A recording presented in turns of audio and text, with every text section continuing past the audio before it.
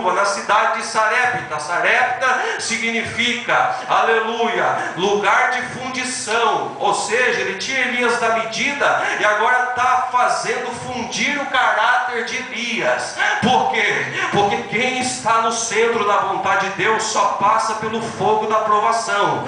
Mas não é porque Deus quer nos matar, não é porque Deus quer nos estrangular, não é porque Deus nos odeia, não é porque Deus não ama a nossa vida, é simplesmente tudo ao contrário, é porque Ele nos ama, é porque Ele nos quer bem, é porque Ele nos quer um pouquinho mais parecidos com o seu Filho. Então, se você está passando pela prova, está passando pelo deserto, está passando pela circunstância adversa, aleluia, não murmure, feche a sua boca, tão somente, aleluia, entenda que é Deus trabalhando no seu caráter, é Deus trabalhando na sua alma, é Deus trabalhando no seu espírito, e está colocando você sob medida e está fundindo o ouro na fundição dele. Por quê? Para tirar toda a borra, toda a sujeira do ouro, para que o ouro fique mais purinho ainda. Deus quer tirar de nós tudo que não agrada a Ele. E muitas vezes Deus não nos abençoa por causa disso, porque Ele está nos fundindo e a gente está questionando: Deus, por que essa situação? Deus, por que isso? Ao invés de por quê, você vai entender que é obra dele na sua vida, para que você se transforme um pouquinho mais. Porque a Bíblia diz lá em Efésios capítulo 4, que Ele está nos aperfeiçoando, segundo o modelo que é Jesus. Você tem que andar na rua e as pessoas olharem para ti e falar: meu Deus, tem algo diferente nela, tem algo diferente nele, tem alguma coisa diferente. Você está no ônibus, alguém está olhando e está dizendo: você tem alguma coisa diferente? É impossível, não consigo entender o que tem na sua vida. Você passa para a prova e dá risada, você passa para a luta e glorifica a Deus. Que negócio é esse que está na sua vida? Sabe o que é? Você está no centro da vontade daquele que te chamou, irmão. Então vai glorificando e exaltando o nome do Senhor, porque Deus tem o melhor para nós nessa noite. Ele estava preparando o profeta para uma grande ocasião lá no Monte Carmelo. Foi isso que ele estava fazendo, porque ninguém pode aparecer do nada, assassinar, matar 850 profetas, 450 de Baal e 400 de Azerá, sem antes estar preparado. Veja bem, quando Jesus falou assim naquela ocasião, são duas ocasiões, do barquinho que veio e se levantou o temporal, foram duas ocasiões. Em Marcos 4, verso 35 é a primeira, em Marcos 6, Mateus 14, João 6 é a segunda. Por que é que Jesus nos leva sempre na mesma situação? Porque na primeira eles não aprenderam a descansar no meio dos temporais, então tem que passar pela prova de novo. É por isso que tem gente que faz 10 anos que está na mesma prova, tem gente que faz 5 anos que está na mesma situação, é por isso que tem gente que faz 20 anos que está na mesma situação, porque não aprendeu ainda a descansar, não aprendeu ainda, não entendeu ainda que Jesus quer que você passe por esta prova, porque Deus não tenta ninguém, mas Ele prova os seus, para que você passe do outro lado, porque do outro lado tem grandes desafios te esperando. Porque do outro lado, quando você descer do barco, vai vir um grande desafio. Qual? O homem nu. O homem nu, descabelado, vai vir berrando, gritando, rangendo os dentes, babando. Quem? O endemoniado gadareno. E para enfrentar aquele endemoniado, tem que passar pelo temporal aqui no meio, porque senão não vai aprender lá. Então Elias estava sendo burlado para chegar diante do Carmelo naquela situação grandiosa, onde o nome do Senhor ia ser glorificado, mas o profeta ia ser honrado na terra. Então, quando você está neste problema, nessa situação, é porque Deus vai te colocar diante de um grande desafio. Ah, você não entendeu o que eu disse? Eu estou dizendo que uma grande situação, uma grande porta Deus vai te colocar. É por isso que esse vendaval se levantou, é por isso que esse deserto chegou, porque depois do deserto tem Canaã, tem uvas grandes, tem grandes romãs, tem grandes maçãs, tem grande providência, terra que mana leite e mel. Mas primeiro tem que passar pelo deserto, e ali em Canaã tem gigante, tem desafios maiores para você e para mim. Meu Deus! Agora ele chega diante do Carmelo, lugar da onde Deus se manifesta. Veja, ele saiu do lugar da medida de Deus, porque Deus está trabalhando nele. Saiu do lugar da fundição de Deus, está ficando no ponto. Agora ele chega no lugar das manifestações de Deus, Carmelo. E quando Eliseu vem depois de Elias, ele só ficava naquele monte, porque é ali no lugar das manifestações de Deus. Então, essa situação é Deus te colocando lá no lugar das manifestações de Deus, porque é ali que Deus vai aparecer e provar que Ele nunca te abandonou, e mostrar que Ele estava contigo nesta peleja, e mostrar que Ele sempre esteve contigo nesta peleja. Ele nunca abandonou seu lar, Ele nunca abandonou você, Ele nunca abandonou seus filhos, Ele nunca abandonou seu marido na cachaça, não. Deus está trabalhando e você está questionando, Deus está lá ainda, continua orando mais. Eu estou burlando você primeiro, para que quando Ele vier, você esteja preparada.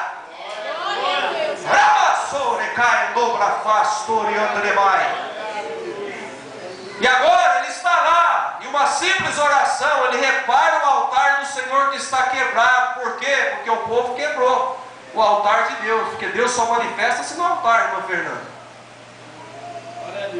Porque a palavra sacrifício, que vem de olá, no hebraico, olá, significa subir, porque quando você deita libação ou oblação no altar, ela não desce, ela sobe.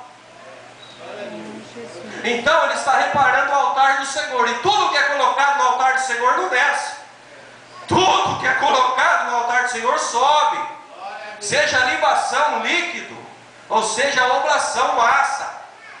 Só que tem um objetivo, ela vai subir. E a Bíblia diz em Apocalipse 8 que Deus, quando Ele sente o cheiro do incenso, trovões saem da sua boca, relâmpagos, vozes.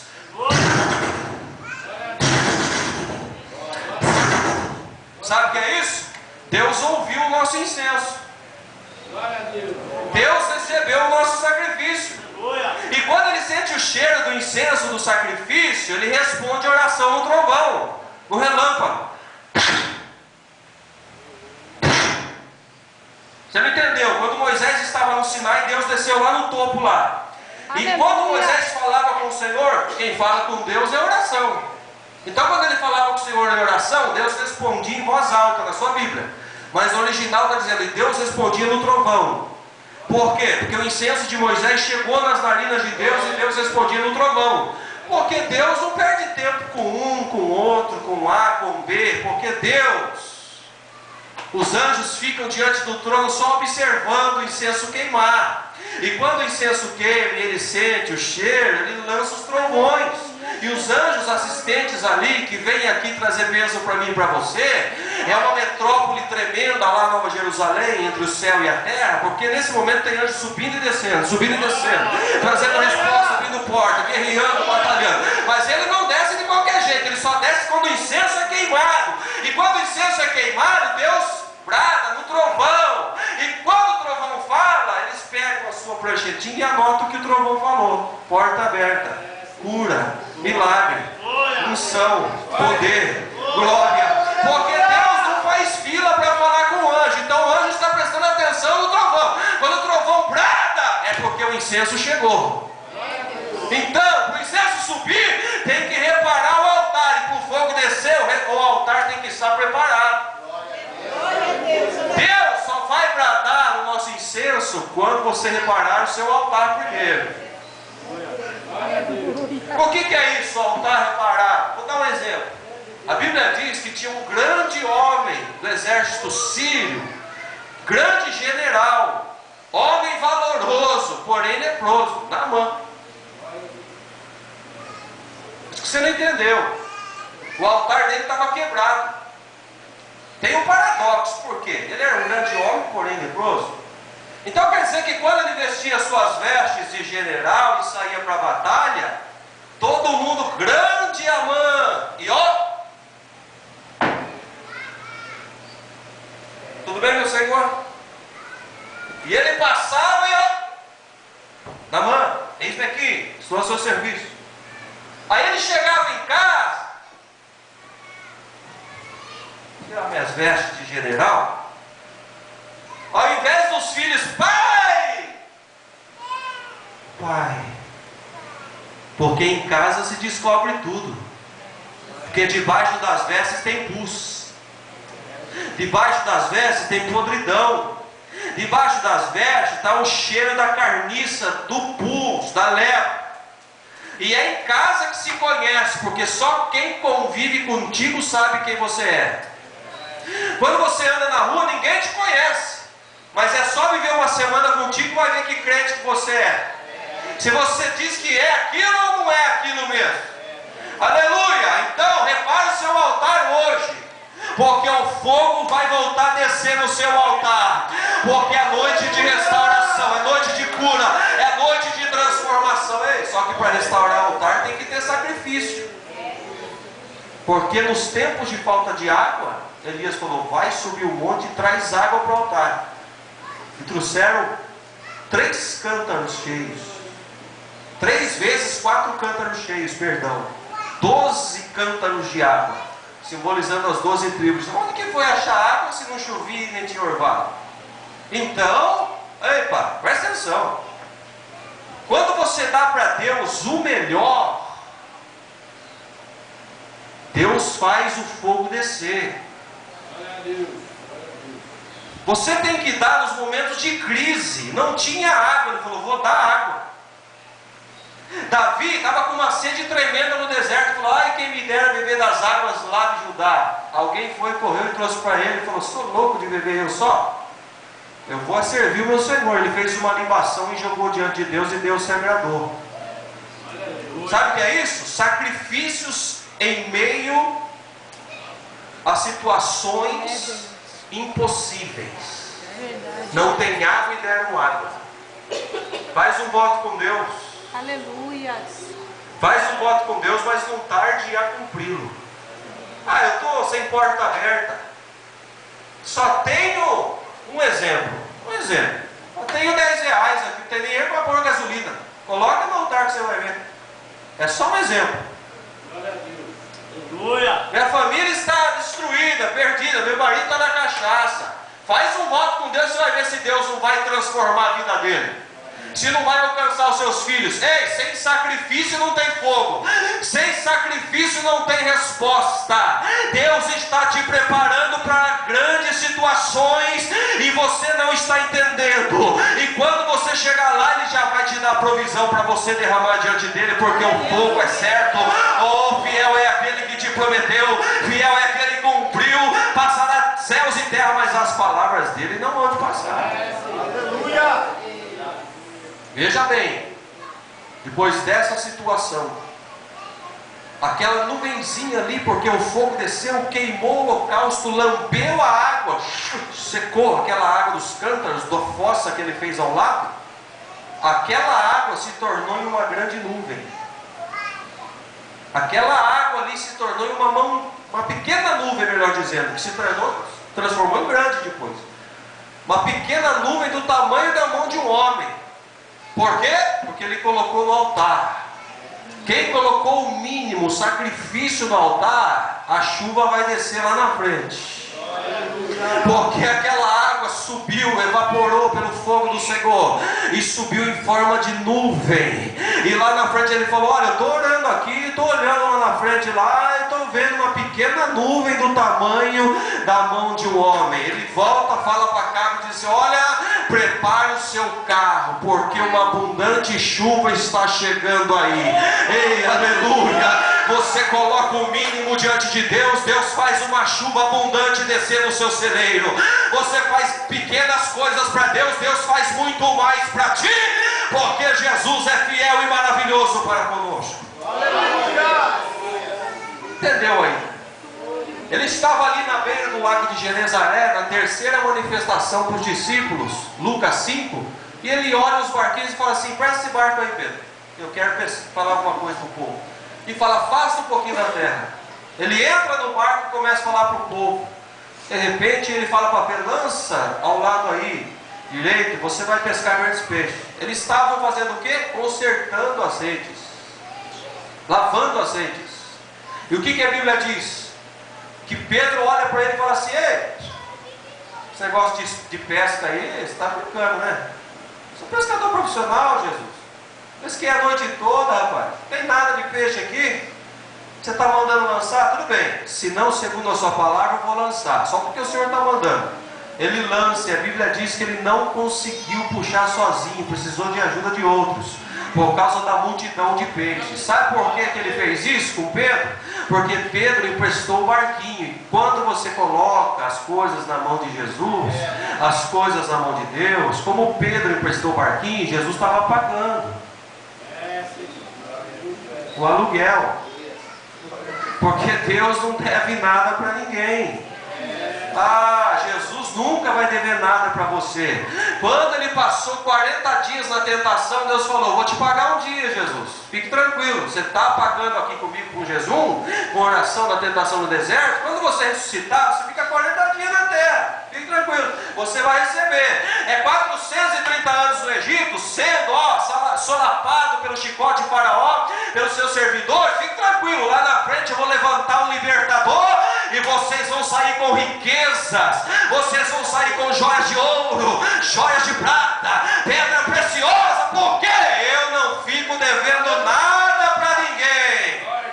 Estou dizendo que tudo que você fizer para Deus, fique tranquilo, toda injustiça humana, aleluia, Deus está observando, Deus está vendo, Deus está trabalhando por essa situação. No momento certo, Jesus vai abrir esta porta, vai liberar esta causa na justiça, vai fazer o milagre possível, porque Ele não fica devendo nada para ninguém. Coloca no altar e você vai ver o fogo descer. E a Bíblia diz que ele mata aqueles 850 profetas falsos. E agora cabe, está vendo a situação dos profetas de Jezabel. Foi ela que levantou aqueles falsos ali.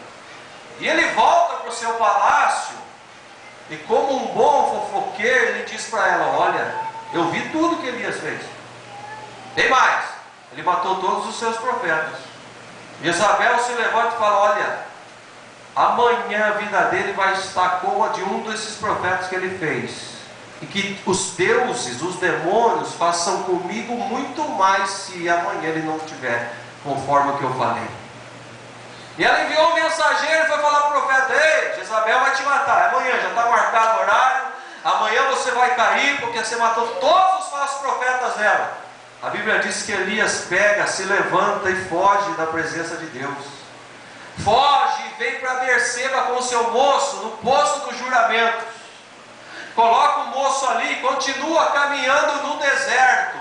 Veja bem, alguém que Deus alimentou com corpos, alguém que Deus usou para que não faltasse azeite na botija e nem farinha na panela da viúva, alguém que Deus usou para matar 850 profetas, está fugindo de uma mulher, por causa de uma má notícia.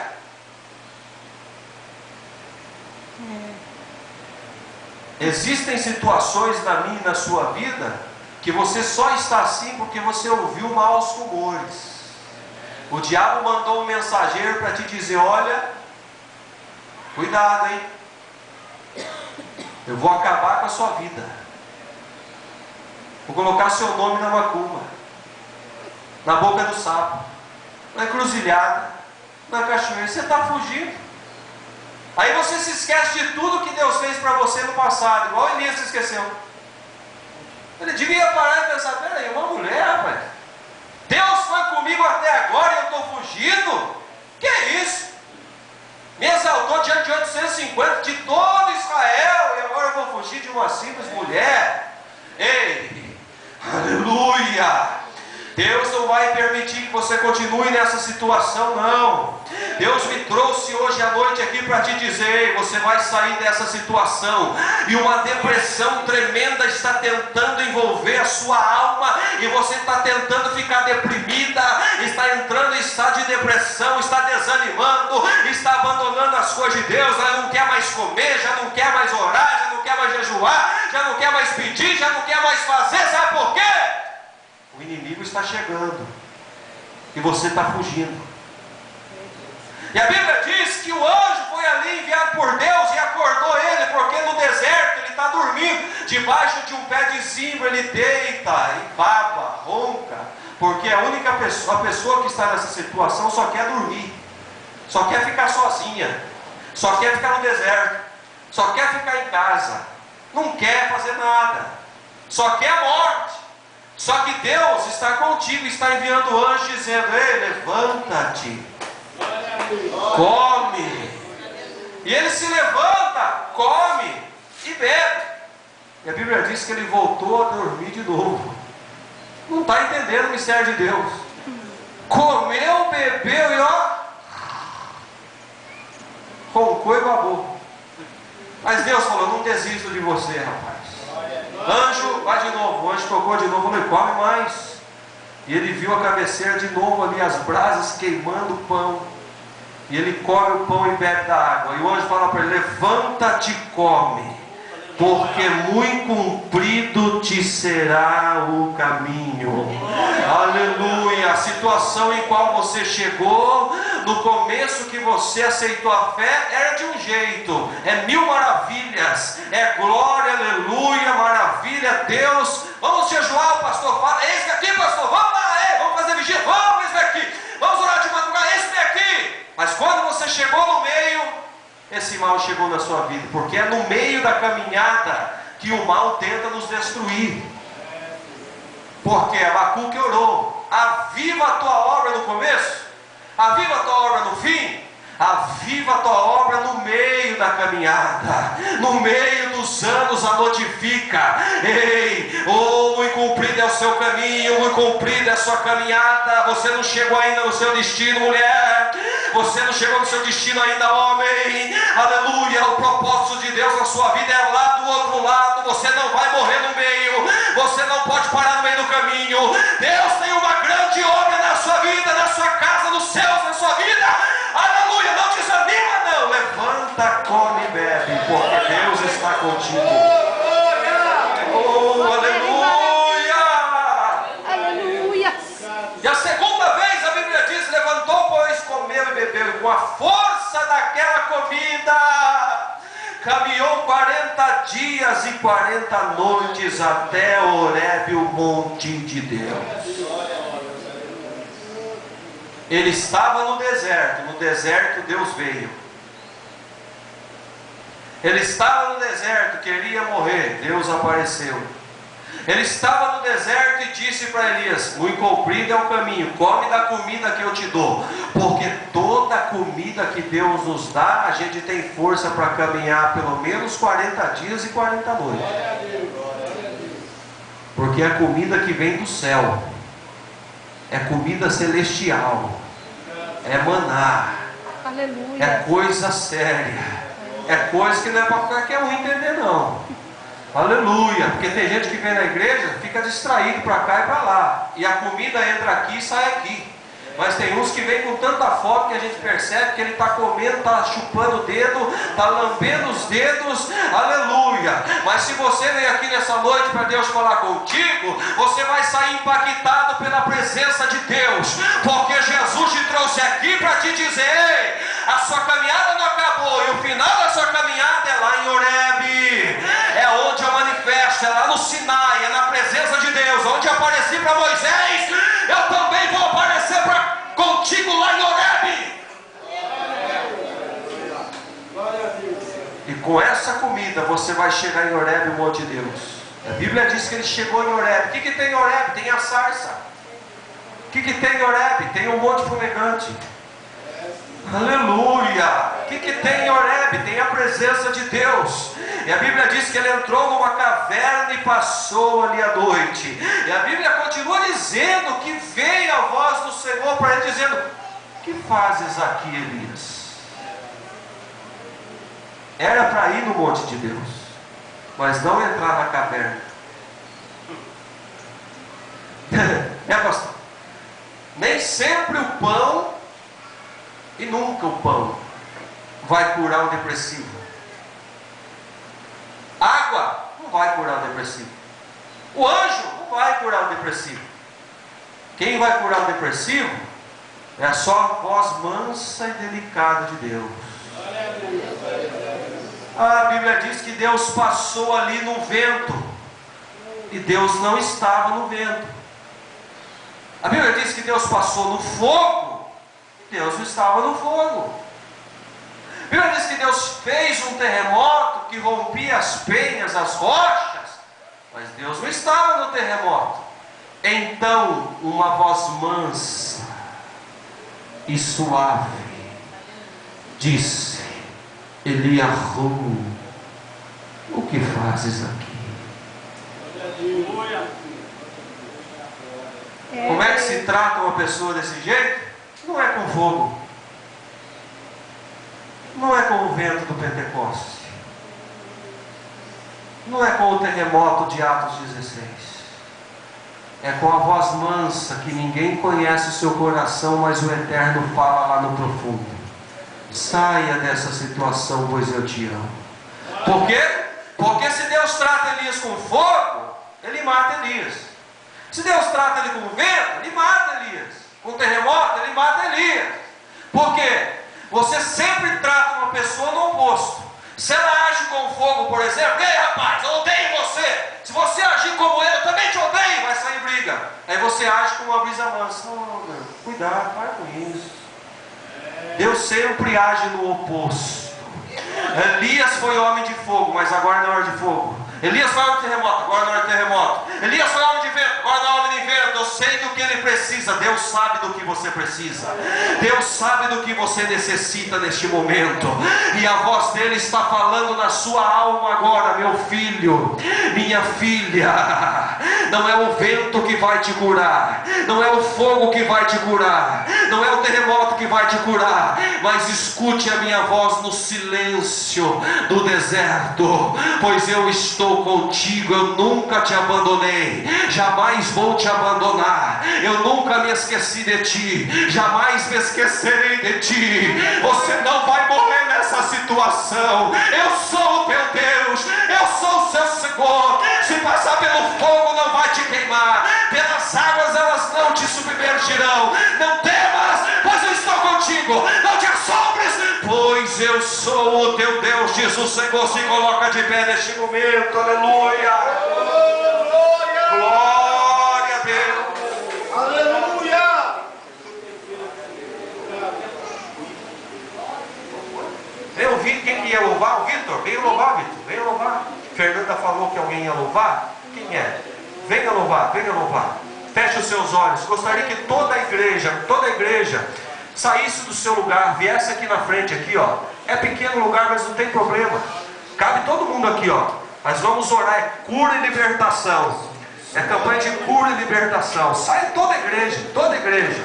Por gentileza, toda a igreja, por favor, com a permissão do pastor. Posso? Já chamei, né? Aleluia. Glória a Deus. Glória a Deus. Sai do seu lugar. Só quem quer receber, só quem quer sentir, aleluia, algo novo na sua vida.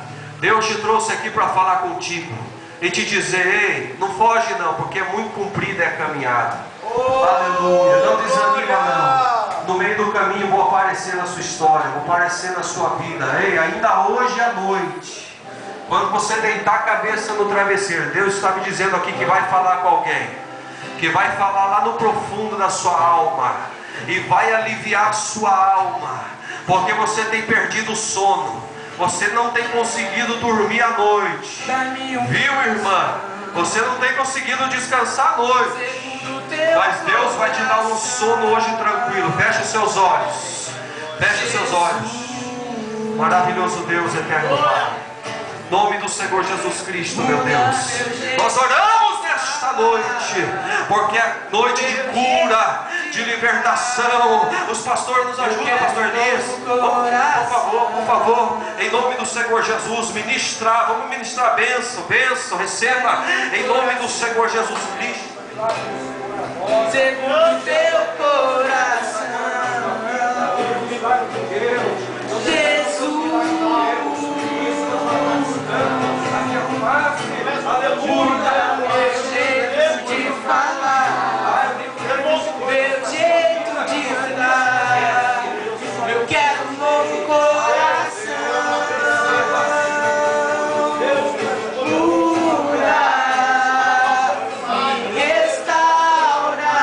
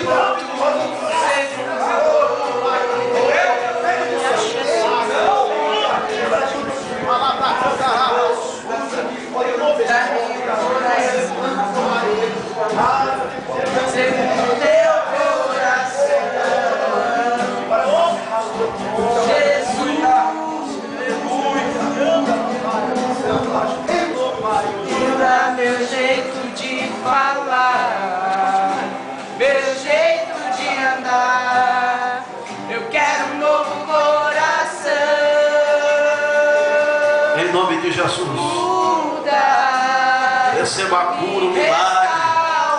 Em nome de Jesus, receba a libertação.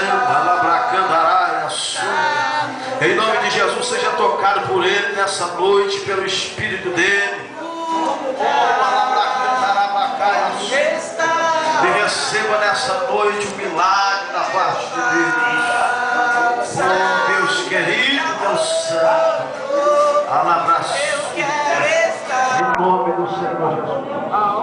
Deus poderoso, Deus fiel. Em nome do Senhor Jesus. Operando, meu Deus, e fazendo um milagre. Em nome de Jesus. Abracandarabaço. Em nome de Jesus. Abraço. Aplauda Jesus, irmãos. Louvado seja Deus. Quero agradecer nessa noite nosso irmão Robson. Deus abençoe em nome de Jesus, né? Por essa palavra gloriosa. Deus continue abençoando o servo de Deus em nome de Jesus, né? E que os irmãos saiam daqui abençoados, irmão, em nome do Senhor Jesus. Amém? Irmãos, graças a Deus.